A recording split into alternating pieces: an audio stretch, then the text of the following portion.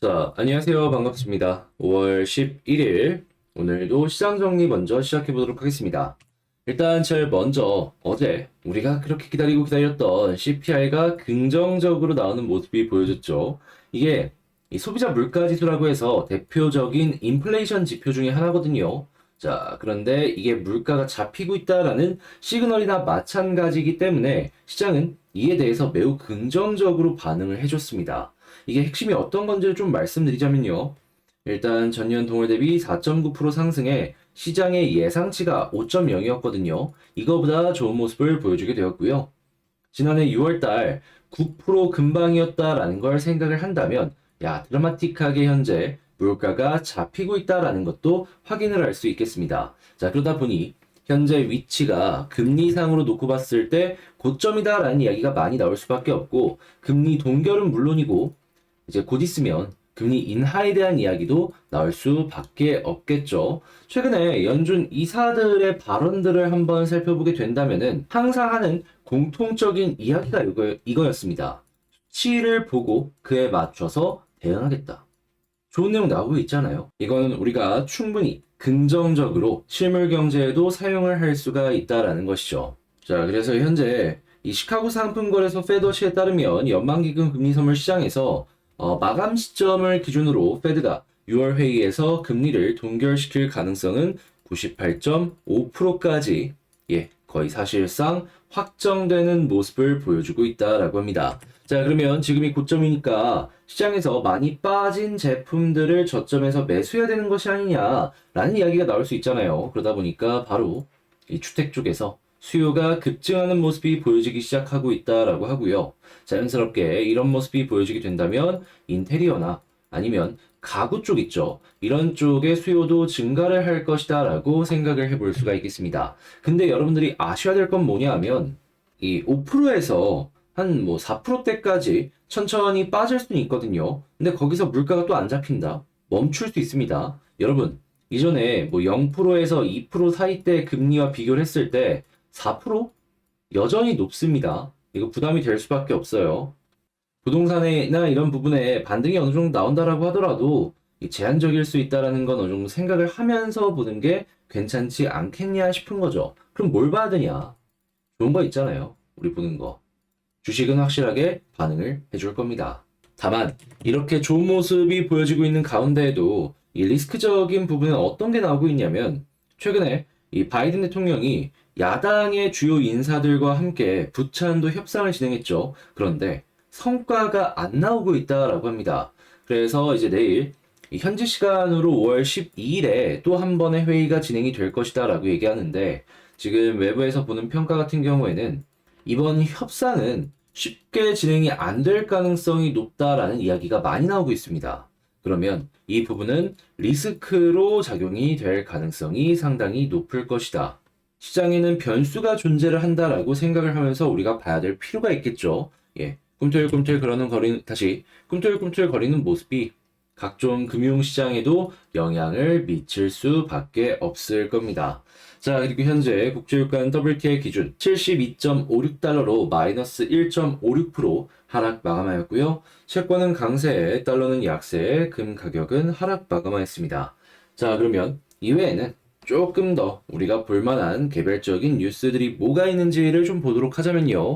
자, 일단 한국 반도체 너무 좋습니다. 왜 그러냐면은 최근에 이 미국 쪽에서 중국을 견제하려는 모습이 보여지게 되었죠. 자, 그러면서 이 중국 내에 이 미국의 반도체 업체인 마이크론의 점유율이 붕 떴단 말이에요. 그래서 바이든 대통령이 따로 윤석열 대통령을 불러가지고 마이크론의 점유율을 삼성과 하이닉스가 빼앗아가지 말아달라 이런 요청까지 했습니다. 그런데 그런 거 있나요?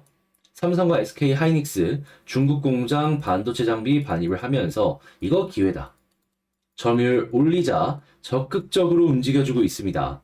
그러면 이게 지금 당장의 실적으로 연결이 안 될 수 있다라고 하더라도 이 점유율 그대로 유지를 한 상황에서 향후에 시장이 좋아지면 어떻게 될까요? 이게 다 결국에는 실적으로 연결이 될 수가 있는 겁니다. 중국 쪽에서 이 반도체 사용이 굉장히 중요한 게 뭐냐면 미국의 주요 기업들도 다 중국에 들어가 있잖아요. 제조업 이 공정들이 다 중국에서 많이 이루어지기 때문에 공장 많은 지역 순으로 사용량이 높을 수밖에 없기 때문에 중국이 압도적이라는 겁니다. 그걸 지금 삼성과 하이닉스가 점유율을 높여가고 있다는 걸 확인을 할 수 있는 거고요. 그러면 이거 너무 좋은 내용이다. 이거 좀 기대할 수 있는 내용이 오랜만에 들어왔다 라고 생각을 할 수 있는 거죠. 자, 그리고 지금 구글 접는 스마트폰을 전격 공개했다라고 하는데 이 접는 폰 시장이 확대될 것이다 라고 이야기를 하잖아요. 그래서 이것만 딱 봤을 때는 삼성이 혹시나 점유율을 뺏기는 것이 아닐까 생각을 할 수 있잖아요. 근데 알아야 될 건 뭐냐면 여기 들어가는 디스플레이 이거 누구 거 같습니까? 당장 중국만 하더라도 삼성에서 사갑니다. 얘네들도 이 디스플레이 공장이 없기 때문에 이걸 사와야 된단 말이에요. 힌지부터 해가지고 한국에 검증된 제품을 사용할 가능성이 높다라는 것이죠. 그럼 삼성 입장에선 자체적으로 핸드폰 팔아서 돈 버는 것도 있고 부품 팔아서 돈 버는 것도 있고 뭐 나쁠 게 그렇게까지 크게 없다라는 거예요. 그리고 힌지 같은 경우에도 중국의 제품들 좀 우리나라 거랑 비교를 해보면 차이가 많이 나죠. 이거는 확실하게 우리나라가 아직까지도 앞서 나가고 있는 증거다라고 생각을 해볼 수가 있겠습니다.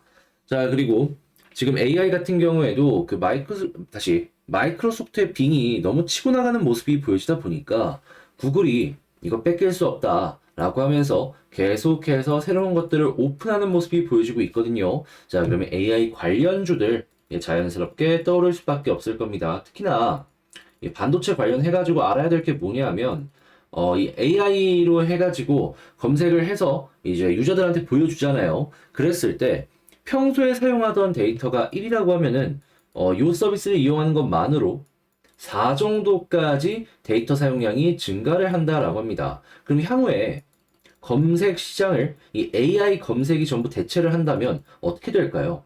지금 있는 검색 센터가 4배로 증가를 할 수도 있다라는 겁니다. 그냥 되게 단순하게 계산을 한 건데 이렇게 바로 안 간다라고 하더라도 지금보다는 데이터 센터가 늘어날 수밖에 없다? 요거 생각할 수 있는 거예요. 그럼 반도체 사용량은 자연스럽게 증가를 할 수밖에 없겠죠. 자, 그러면 한국의 반도체 산업 이런 쪽으로도 이제 수혜를 좀 받을 수 있겠네요. 자, 그리고 이제 조선의 수주량 지금 12년 내 최대라고 하는데 뭐 인력을 많이 뽑고 있다라고 하고 있어요. 자, 근데 이게 또 좋은 게 뭐냐면 지금 원자재 가격들도 많이 빠지고 있잖아요. 원가율이 내려간다라는 겁니다. 그러면 이건 전부 실적으로 연결을 시킬 수가 있다 보니까 드디어 적자 탈출이 보여지고 있는데 이거 흑자 늘릴 수 있는 기회가 오고 있다라는 것도 생각을 해보시면 좋을 것 같습니다. 자, 그리고 제가 이 화장품에 대해서는 중국 열리고 나서 계속해서 말씀을 드렸었는데 드디어 어제 코스메카 코리아 점상 나왔고요. 그 이외에도 이 색조의 클리오라든가 뭐 이런 쪽들이 굉장히 좋은 모습을 보여줬습니다. 그러면 지금 중국에서 돈 푼다라는 소식이 꾸준하게 들려오게 된다면 이 흐름은 한동안 유지가 될 수도 있는 겁니다. 자, 그래서 화장품도 좋고요. 그리고 이제 돈을 많이 쓰는 만큼 이거 말고 뭐 패션이나 아니면 카지노나 이런 쪽들도 한번 보셨으면 좋겠네요. 자, 근데 이제 아무래도 이 중국 쪽은 어떻게 보면 특수한 지역이잖아요. 그래서 이제 중국 한계를 좀 더 갖고 줘야 될 필요가 있고, 그거 제외하고 이제 유동성이 낮고 사업이 잘 안 되는 기업들은 지금 고금리고 경기가 많이 꺾이는 모습을 보여주고 있다 보니까 이 양극화가 되게 심하단 말이에요. 근데 여기에 정책금융마저 끊길 수 있다라는 얘기와 지금 미국 쪽에서 지역은행 사태 때문에 대출 심사가 엄청 빡빡해지고 있다라고 합니다. 그러면 장사가 잘 더 안 될 가능성도 높아지는 거죠. 자연스럽게 지금 쓰고 있는 금리의 요율도 높아지게 될 테니까 이자 부담도 커질 수밖에 없을 것이고요. 자, 그러면 양극화가 심하니 안 될 기업은 그냥 딱 잘라내자 라고 할 수 있겠습니다. 자, 그리고 이제 한국의 명품 쪽 같은 경우에는 드디어 경기 침체가 확실하게 어느 정도 보여지는지 타격을 받는다라는 모습이 보여지고 있어요. 한섬부터 시작해서 신세계 인터내셔널 뭐 이런 쪽들 있죠. 여러분들 조심하시면서 보시면 되겠습니다. 자, 이렇게 설명을 쭉 드리면서 한번 봤는데 도움이 되었다라고 생각을 하신다면 구독, 좋아요, 알림 설정 한 번씩만 부탁을 드리면서 오늘도 시장 정리 마쳐보도록 하고요. 제가 지금 말씀드린 내용은 장 시작하기 전에 이렇게 올려드리고 있습니다. 그래서 같이 한번 공부해보고 싶다. 영상 소개란에 있는 텔레그램 링크 클릭하시고 들어오셔가지고 어떤 내용이 있는지 아침에 한번 확인해 보시고요. 도움되면 제 채널 돌아오셔서 구독, 좋아요, 알림 설정 이거 눌러주시면 됩니다. 자, 그럼 이어서 개별 종목 보도록 하겠습니다. 자, 제가 이번에 가지고 온 종목은 두산 에너빌리티 가지고 왔습니다. 오늘은 좀 가격적으로 버티는 모습이 보여지긴 했지만 만족할 만한 모습은 아직까지는 안 보여지고 있죠. 자, 그때 현재 나오고 있는 내용은 또 뭐가 있는지 지금부터 하나씩 살펴보도록 하겠습니다. 자, 일단 제일 먼저 지금 SMR 차세대 원전 이 관련해가지고 정부에서 제도적으로 밀어주기 위해서 이 혁신 제조기술 예타에 시동을 걸고 있다라고 얘기하고 있습니다.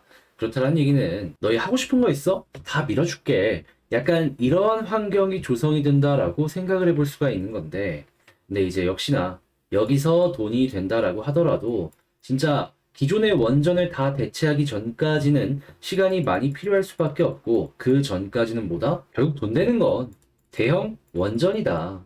그래서 뭐 체코나 폴란드에 본격적으로 원전 수주를 받기 위해서 굉장히 열심히 노력하고 있다라고 하는데, 웨스팅하우스 협상 안 되면은 우리가 직접 안 된다라고 하기에는 애매하지만 그 애매함이 가격의 상승에는 불안감으로 연결이 될 것이고, 그러면 잘 돼봤자 조금 만등해서 끝이고 이 하락할 가능성은 계속 이어지지 않나? 이렇게 생각을 할 수밖에 없는 거죠. 자, 그래도 아쉬운 건 아쉬운 거고, 그러면 그나마 좋은 건 뭐 있냐? 요걸 좀 골라보도록 하자면요. 일단 SML 같은 경우에는 전 세계에서도 탑 중에 하나죠. 그렇기 때문에 이거는 특별하게 걱정할 필요는 없지만 돈이 되는 건 시간이 조금 더 필요할 수밖에 없으니까 이거는 그냥 미래 가치로 생각을 하자.